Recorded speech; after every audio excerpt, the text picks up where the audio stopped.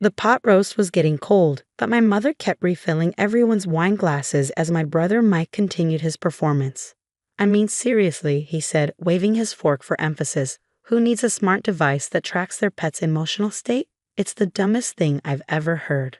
My name is Sophie Chen, and at 29, I just sold my pet tech company, Popprint AI, to Google for $4.2 billion. Not that anyone at this family dinner table knew that yet.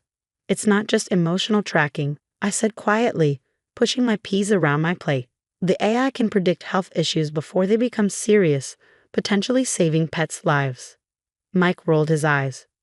Right, because what the world really needs is more hypochondriac pet owners. Tell me, how many of these magical collars have you actually sold? I took a sip of water, thinking about the confidentiality agreement sitting in my laptop bag. The acquisition wouldn't be announced until market open tomorrow, but the numbers were staggering. 12 million units sold in the past year alone, with a waiting list twice that long. Sales are going well, I said simply. Going well, Mike snorted. Is that why you're still driving that beat-up Honda and living in that tiny apartment? Face it, Sophie, you should have stayed in investment banking like me. At least then you'd have something to show for all those genius grades you got in college. My father cleared his throat uncomfortably. Mike, maybe we should. No, Dad, someone needs to give her a reality check. Mike interrupted. She quit a six-figure job to play with circuit boards in her garage. It's embarrassing. The garage he was referring to was actually a state-of-the-art R&D facility where my team of 50 engineers had revolutionized veterinary care through artificial intelligence. But Mike had never bothered to visit, so he wouldn't know that. How's the merger going at your bank? I asked, changing the subject. Mike had been bragging for months about a deal he was leading. His face darkened slightly. It's proceeding. There are some complications with the numbers, but we'll sort it out. What he didn't know was that I knew exactly why his merger was struggling. My company's AI technology had caught the attention of every major tech giant, and during the acquisition talks, I'd gotten an inside look at various industry dynamics. Mike's bank was trying to merge with a failing institution, hiding bad assets through creative accounting. It would all come crashing down soon. I'm sure you will, I said, taking another bite of now cold pot roast. 3 years ago, when I first left banking to start Popprint, Mike had been the loudest critic. Banking is real business, he'd said. This pet project of yours is just a waste of your education. What he never understood was that my banking experience was exactly what had prepared me to build Popprint. I saw how traditional industries undervalued innovation, how they missed opportunities right in front of them. While Mike was pushing papers and inflating numbers, I was creating something real. The idea for Popprint had come from watching my cat, Luna, get sick. By the time I noticed something was wrong, the cancer had spread too far. If only I'd known earlier, if only there had been some way to detect the changes in her behavior and health before it was too late. That's when it hit me. Pets can't tell us when something's wrong, but their bodies and behaviors give off signals long before visible symptoms appear. If we could capture and analyze that data through AI, we could revolutionize pet healthcare. My mother's voice pulled me back to the present. Sophie, honey, maybe Mike has a point. You're not getting any younger, and that apartment of yours. I thought about the beachfront house I just bought in Malibu, the one I'd move into after tomorrow's announcement. The real estate agent had been shocked when I paid cash. But that's what you can do when you've been quietly building a billion-dollar company. I like my apartment, Mom, I said. It's close to work. Mike laughed. Work? You mean your little pet project? Come on, Sophie, it's time to grow up. Even my junior analysts make more than you probably do with your toy company. If he only knew. His entire bank's market cap was less than what Google had just paid for my toy company. Tomorrow, every financial news outlet would be running the story. Google acquires Popprint AI in largest pet tech deal in history. But for now, I just smiled and asked Mom to pass the gravy. After dinner, as everyone moved to the living room for coffee, my phone buzzed. A text from David, my lead engineer. Everything's set for tomorrow. Google's press release is ready to go. You sure you don't want to tell your family tonight? I looked over at Mike, who was holding court about his latest luxury car purchase. Some surprises are worth waiting for, I texted back. My father caught me in the kitchen as I was helping Mom with dishes. You okay, sweetheart? Mike was pretty harsh tonight. I dried a plate, thinking about all the times Dad had encouraged my curiosity. Bought me electronics kits when I was little, defended my decision to study both computer science and finance in college. I'm fine, Dad, I said. Actually, you might want to watch the business news tomorrow morning. Could be interesting. He gave me a curious look but didn't press further. Dad had always been good at keeping secrets. As I drove home that night in my beat-up Honda, which I kept because it was the last gift Luna rode in before she passed, I thought about how everything would change tomorrow. The money didn't matter so much. I've been effectively a billionaire on paper for months as the acquisition talks progressed. What mattered was finally being able to step out of the shadows, to show my family and the world what I built. My phone buzzed again. Another text, this time from Sarah Kim, my attorney. Final paperwork is complete. The merger Mike's working on just got flagged for regulatory review. Timing couldn't be better. I smiled, thinking about tomorrow's board meeting at Mike's bank. He'd be trying to explain why he missed the red flags in his merger targets books right around the time my face would be appearing on CNBC. Sometimes the best revenge isn't about proving people wrong. It's about proving yourself right. The morning of the announcement, I woke up early and made coffee in my modest apartment. The view of Silicon Valley from my balcony was particularly beautiful today, or maybe that was just my mood. My phone started buzzing at 6:30 a.m. First CNBC, then Bloomberg, then what felt like every financial journalist in the country. They all seen the press release. Google acquires PawPrint AI for $4.2 billion, marking largest pet tech acquisition in history. I declined the interviews for now. There would be time for that later. Instead, I turned on CNBC and waited.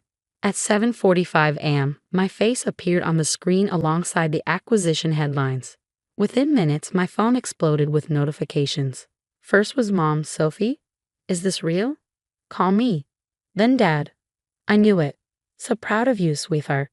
Mike's name was notably absent from my notifications. I drove to PawPrint headquarters, where my team was gathering for the announcement. As I walked through the office, people were hugging, crying, celebrating. Many of them had taken equity instead of higher salaries when they joined. They were all millionaires now. Ms. Chen, my assistant Rachel, called out, "Your brother's bank is trying to reach you. Apparently, they're interested in investment opportunities." I smiled. "Tell them to contact Google's corporate development team. We're a subsidiary now." The irony wasn't lost on me. 3 years ago, when I was trying to raise my first round of funding, I'd approached Mike's bank. He'd laughed me out of the building, telling me to come back when you have a real business plan. Now his bank was desperate for a piece of the action, but it was too late. The same day my acquisition was announced, news broke about the troubled merger Mike had been working on. The target company's books were worse than anyone had realized. His bank stock was in freefall. Around noon, my mother showed up at the office, tears in her eyes. "Why didn't you tell us?" she asked, hugging me tight. "All this time we thought." "You thought what, Mom?" "That I was failing. That Mike was right about me wasting my potential." She had the grace to look embarrassed. "We just worried about you, working all those hours, living so modestly when you could have had such a comfortable life in banking."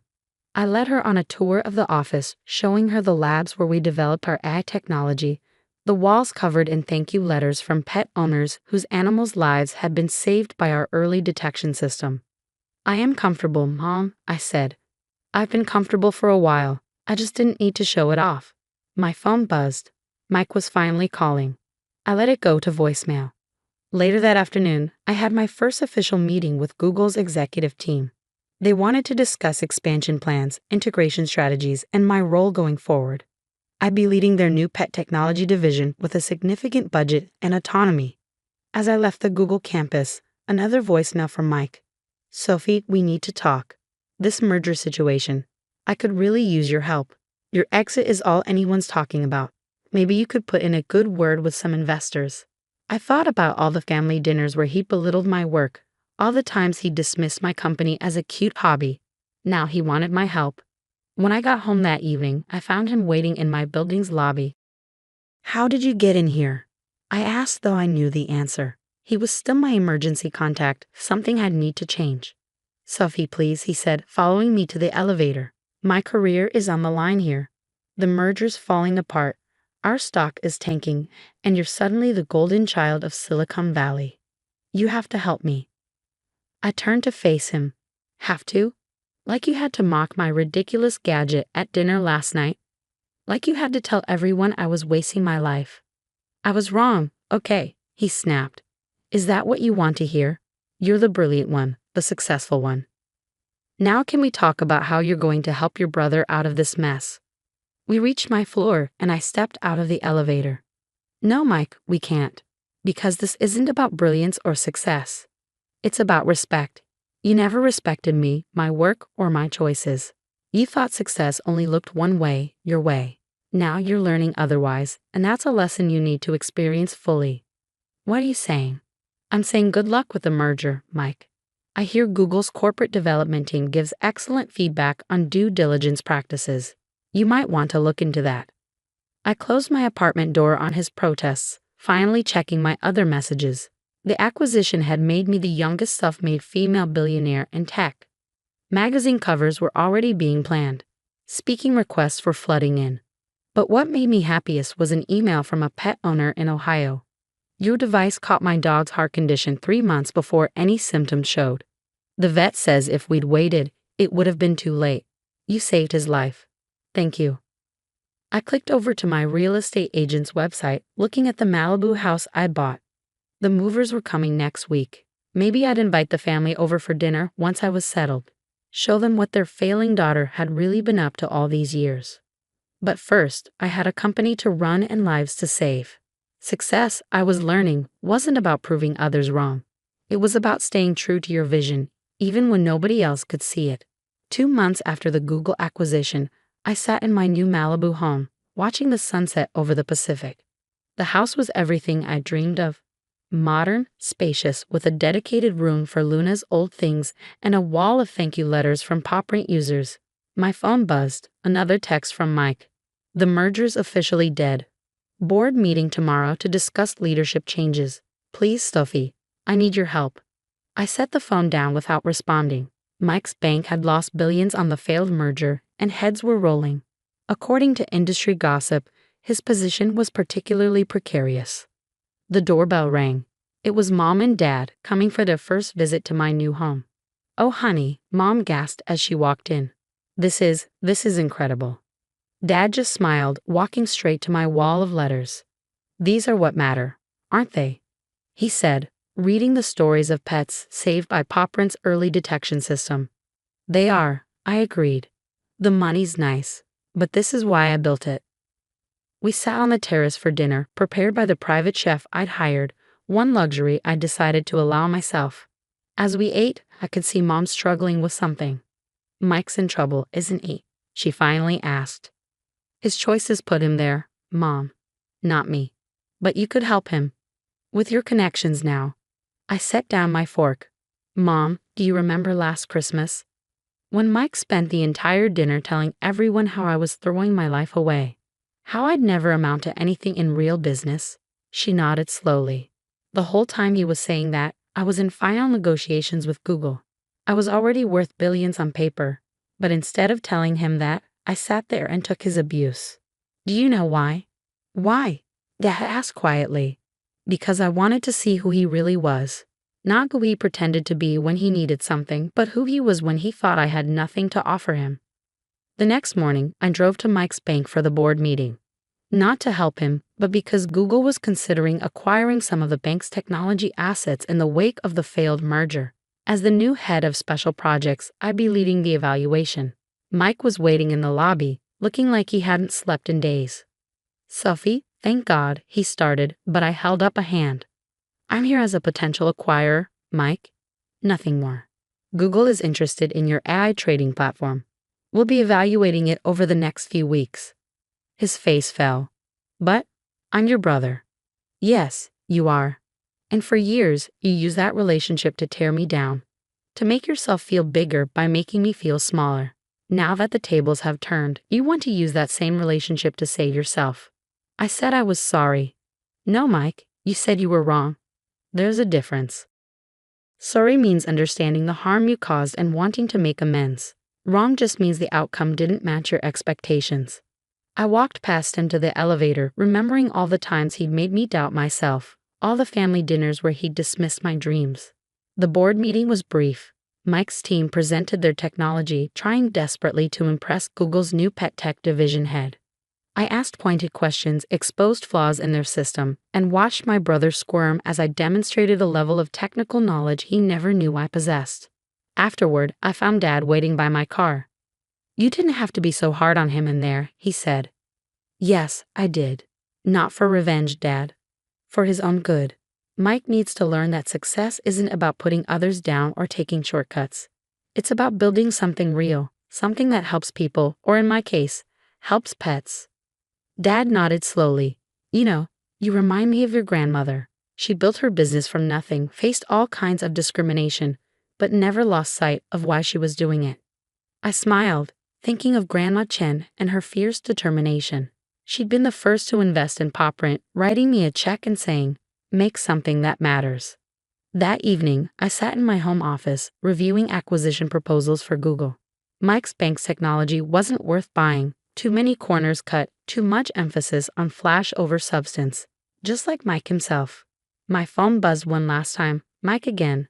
"I get it now. I really do. I'm sorry, Sophie. Not because I was wrong, but because I hurt you. Can we talk? Really talk?" I stared at the message for a long time, thinking about family and forgiveness and what really matters in the end. "Coffee tomorrow," I texted back. "My office at Google. Let's start over." Because sometimes success isn't just about proving yourself right or others wrong. Sometimes it's about showing others a better way forward, even if they have to fall first to see it. As I looked out at the ocean, I thought about Luna, whose illness had inspired all of this. On my desk sat her old collar, now retrofitted with the latest version of PopRent's technology. It wouldn't bring her back, but it was saving thousands of other pets every day. That's what real success looks like. Not the house or the billions or the headlines, but the lives changed for the better. Even if some of those lives belong to people who once doubted you.